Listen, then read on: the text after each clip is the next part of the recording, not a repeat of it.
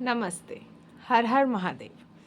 आज हम बात करेंगे कार्मिक नंबर्स के ऊपर। आपने ये सुना ही होगा, तो मैं एक शॉर्ट आपको इसका इंट्रोडक्शन दे रही हूँ।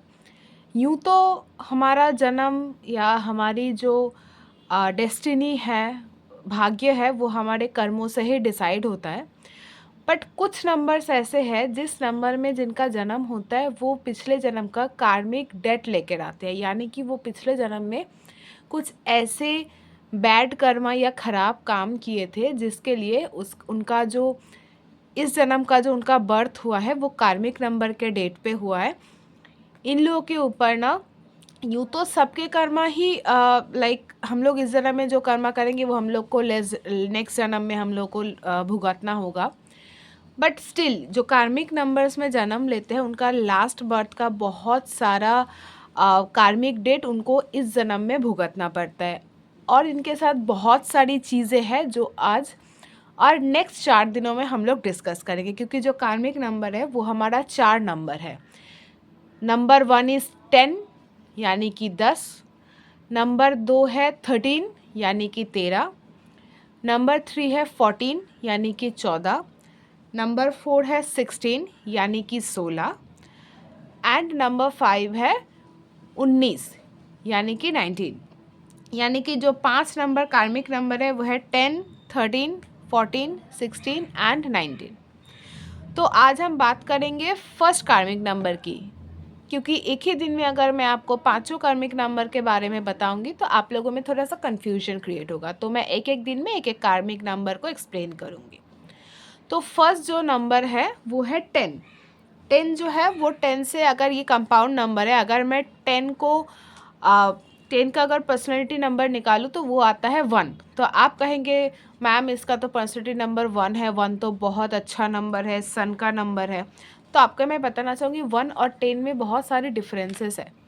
10 एक कंपाउंड नंबर है जिसमें 1 के बाद 0 आता है, ठीक है, और 0 जो है वो यम का नंबर होता है। तो ये 10 जो है ये कार्मिक नंबर है, बट ये पांचों कार्मिक नंबर में से 10 इज़ द बेस्ट। यानी कि पांचों कार्मिक नंबर में जो सबसे अच्छा कार्मिक नंबर है वो 10 है। क्यों? क्योंकि ये कोई डेट लेके नहीं आए हैं, ये आए हैं क्लीन स्लेट लेके। यानी कि इनका जो कार्मिक अकाउंट है, जो कर्म का अकाउंट है, वो 0 है, ना ही वो माइनस में है ना ही वो प्लस में है। उनका ना ही कुछ अच्छा है ना ही कुछ बुरा है। तो वो एकदम 0 से अपना जन्म लिए है।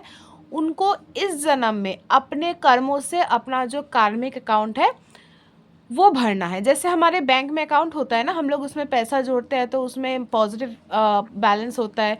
बहुत सारे बैंक्स में होता है कि बैलेंस नेगेटिव में चला जाता है। तो क्योंकि ये लोग क्लीन स्लेट लेके आते हैं, तो ये अगर अच्छे काम करेंगे तो इनके पॉजिटिव कार्मिक अकाउंट में बैलेंस होगा, अगर ये नेगेटिव काम करेंगे तो वो नेगेटिव में चला जाएगा, क्योंकि दे आर ऑलरेडी एट 0। इनके लाइफ में बहुत सारे स्ट्रगल्स होते हैं, हार्डल्स होते हैं। इनको लाइफ में हेल्प या सपोर्ट कभी नहीं मिलते। इनको सारी चीज़ें खुद ढूंढ के खुद करना होता है, खुद के लिए। ये सबसे बड़ी बात है।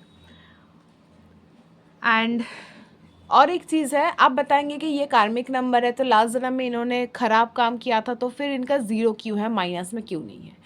क्योंकि इसका ये रीज़न है कि ये लोग लास्ट जन्म में जैसे ख़राब काम भी किए थे वैसे ही या तो वो भुगत चुके हैं या फिर वो कुछ अच्छा काम ज़रूर किए होंगे कि वो बैलेंस हो गया उनका जो ख़राब काम है।